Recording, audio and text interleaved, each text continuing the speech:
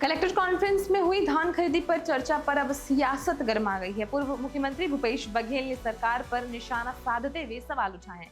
उन्होंने कहा कि जब पिछले साल का ही धान अभी तक नहीं उठ पाया है तो नई धान खरीदी की तैयारी आखिर किस बात की जा रही है। भूपेश बघेल ने कहा कि सरकार को ये बताना चाहिए कि अब तक कितना धान बिका और कितना डीओ कटा है। उन्होंने कहा कि कलेक्टर को जिम्मेदार ठहराना गलत है।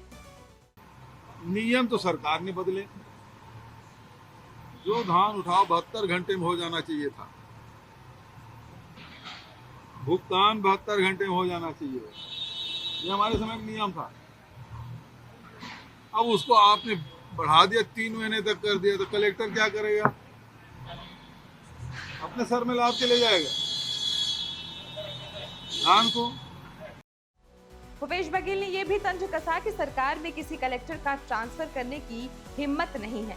वहीं कॉन्फ्रेंस में डीएफओ को शामिल किए जाने पर उन्होंने कहा कि रेत से इनका पेट नहीं भरा, अब ये जंगल की ओर बढ़ रहे हैं। इधर भाजपा विधायक पुरंदर मिश्रा ने भूपेश बघेल के बयान पर पलटवार किया है। उन्होंने कहा कि भूपेश सरकार के समय में भी कलेक्टर एसपी कॉन्फ्रेंस होती थी, कांग्रेस को अपना कार्यकाल याद करना चाहिए। मिश्रा ने आरोप लगाया कि कांग्रेस शासन में अधिकारी बड़बोले और भ्रष्ट हो गए थे, जिसमें से कई आज जेल में हैं।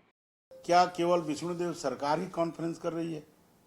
इसमें भी विष्णुदेव साय को क्या भूपेश को पूछना चाहिए?